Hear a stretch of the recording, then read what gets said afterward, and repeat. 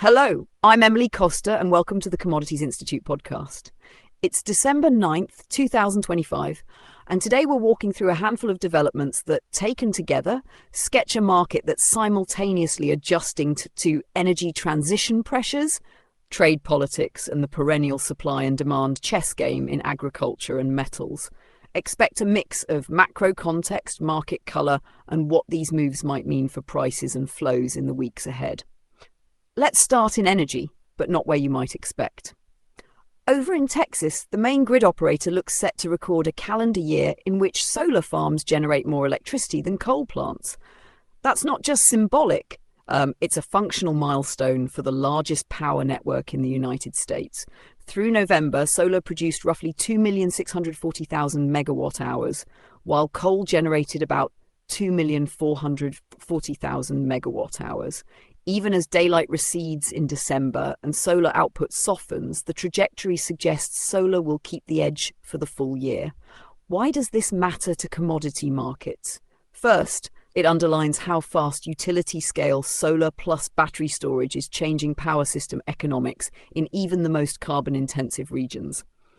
Texas has added substantial solar capacity, around 24% more installed capacity than in the prior year, and that has translated into sustained monthly records for solar generation throughout the year. Second, it affects fuel demand mixes.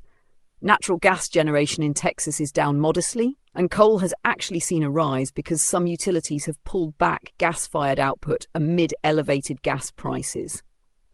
That tug of war between gas, coal and solar alters physical fuel flows, which in turn ripples through commodity pricing for gas, metallurgical coal where relevant, and the service sectors tied to power plant operation.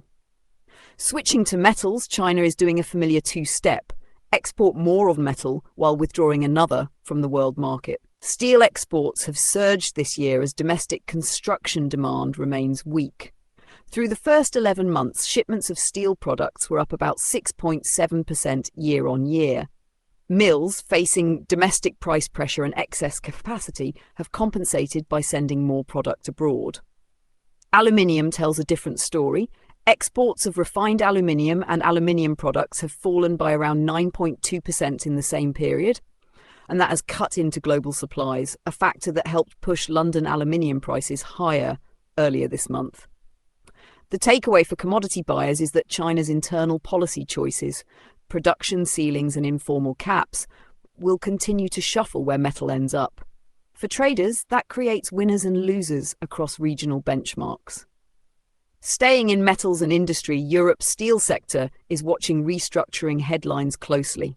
Corporate restructurings and asset sales in heavy industry tend to be slow burners for commodity markets. They tighten capacity over quarters and sometimes years, and they recalibrate where production sits geographically. Those kinds of supply-side moves matter a lot when demand recovers or when policy nudges reshoring or green investment. Now let's pivot to oil. Iraq reported a brief outage at one of the world's largest fields, but then restored output. West Corner 2, operated with a major foreign stake, briefly cut production following a pipeline leak and came back online as wells were brought back. That field produces in the neighbourhood of 460,000 barrels per day, a very large chunk of Iraq's overall output. While the interruption was short, it's a reminder of how concentrated some supply remains and how quickly the market can respond to operational shocks, even short ones. On the demand side, Saudi Arabia's allocations to China for next month look to be higher after Riyadh cut official selling prices to Asia. The price move is drawing more of that crude east. These allocation shifts and one-off outages are the sort of supply signals that traders watch closely as they price near-term tightness or flexibility. On agriculture, Beijing's appetite for soybeans continues to be the headline driver of global protein and oilseed flows. China's state stockpiler has announced an auction of imported soybeans, the first in a few months, after broader talks with the United States produced a trade truce and resultant purchases. Market participants expect more auctions. Stocking and destocking by state entities maps directly onto US export demand and global freight requirements. Meanwhile, in the United States, political moves are also shaping farm economics. A sizable aid package for farmers was unveiled recently to support purchases of seed, fertilizer, and to act as a liquidity bridge into the next season. Policy interventions like that cushion cash flow, but also influence planting decisions, input use, and ultimately global supply balances. Finally, on dry freight, Brazil's decision-making around port auctions in Santos is worth following. Legal and regulatory moves that limit participation by incumbent operators in a new megaterminal could alter ownership and routing of containerized goods through Latin America's largest port. Infrastructure outcomes like this reshape logistics costs and port capacity, and over time they shift trade routes and freight rates. So what ties all of this together? First, policy and geopolitics continue to be the hidden engine behind many commodity moves. Trade truces, export quotas, and regulatory decisions matter as much as fundamentals. Second, structural transitions, especially in power, are reshaping demand profiles for fossil fuels and metals, even as short-term price swings drive temporary reversals. Third, supply concentration and operational risk in oil and critical infrastructure mean the market can be sensitive to short-lived events. For traders and analysts, that combination increases the value of agility and scenario thinking. It's not enough to model one baseline. You need to think about multiple paths where policy and operations diverge. For listeners who trade or hedge, the practical implications are these.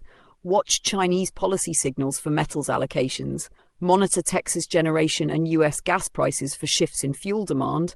Follow major oilfield operational updates closely because even brief outages can rebalance nearby flows.